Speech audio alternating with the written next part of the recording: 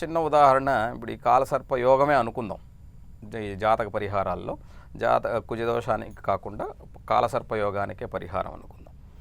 ఈ కాలసర్ప యోగంలో ఉన్నటువంటి చాలామందికి కాళహస్తి పక్కన పెడితే ఈ కాలసర్ప యోగం అసలు ఈ రాహుకేతుల మధ్యలో ఉన్నటువంటి గ్రహాలు, ఈ గ్రహాల మధ్య ఉండేటువంటి లక్షణాలు చెప్పుకుందాం. అసలు రాహుకేతువులు ఉన్నాయా?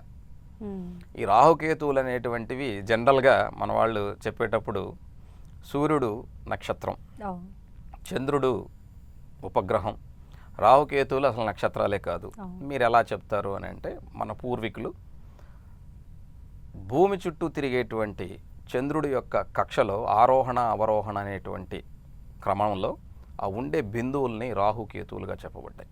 వాటికి కూడా కాలాన్ని నిర్ణయించి వాటిని కూడా మన వాళ్ళు చెప్పడం జరిగింది. ఎందుకు అలా చెప్పారు అన్నది చాలామంది తెలుసుకోవాల్సింది ఏంటంటే, శాస్త్రాన్ని మనం విమర్శించే ముందు శాస్త్రం చదవాలి. అది శాస్త్రమా కాదా నాకు నమ్మకం లేదు కాబట్టి అది లేదండి. నమ్మేవాళ్ళు బోల్డ్ మంది ఉన్నప్పుడు నమ్మకం తక్కువ. ఇప్పుడు 80 మంది ఒకసారి ఒకదానికి ఓటేస్తే 20 మంది ఓటు అయిపోతే 80 మందిదే గెలుస్తుంది, 20 మందిది గెలవదు.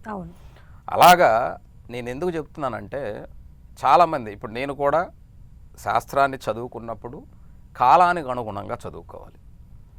ఇది శాస్త్రంలో చెప్పలేదు. ఎక్కడ అంతకుముందు చెప్పినా ఇప్పుడు చెప్పేవాళ్ళు చెప్పట్లేదు.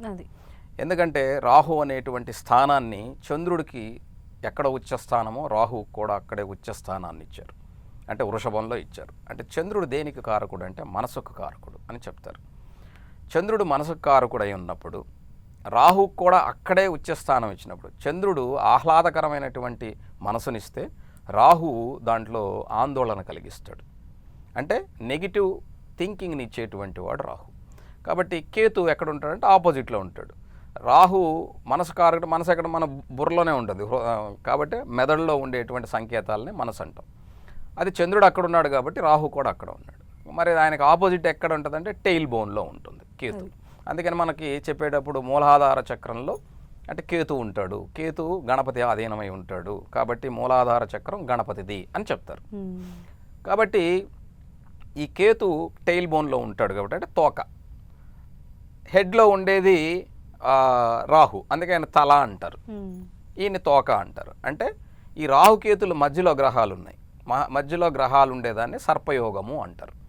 మన శరీరంలోనే అన్ని భాగాలు హెడ్ అండ్ టెయిల్ మధ్యలోనే ఉంటాయి. మన శరీరంలో ఉండే హృదయం కావచ్చు, కాలేయం కావచ్చు, మిగతా రకాలైనటువంటి రీప్రొడ్యూస్ ఆర్గాన్స్ కావచ్చు, ఇవన్నీ కూడా ఎక్కడ ఉంటాయంటే ఈ హెడ్ అండ్ టెయిల్ మధ్యలోనే ఉంటాయి. కాబట్టి ఈ సర్పదోషం ఉండటం వల్ల మిగతా ప్లానెట్స్ ఎక్కడెక్కడ ఉన్నాయి వాటి వలన మన శరీర భాగాల్లో ఎటువంటి ఇబ్బంది కలుగుతుందో ఈజీగా చెప్పచ్చు. అది మన పూర్వీకులు చాలా అద్భుతంగా ఆ రోజుల్లో ఎటువంటి జ్ఞానం లేని రోజుల్లో ఒక్కొక్క దానికి ఒక్కొక్క కారకత్వాన్ని ఇచ్చి ఆ కారకత్వం వల్ల వీళ్ళకి ఇలాంటి ఇబ్బంది కలుగుతుంది.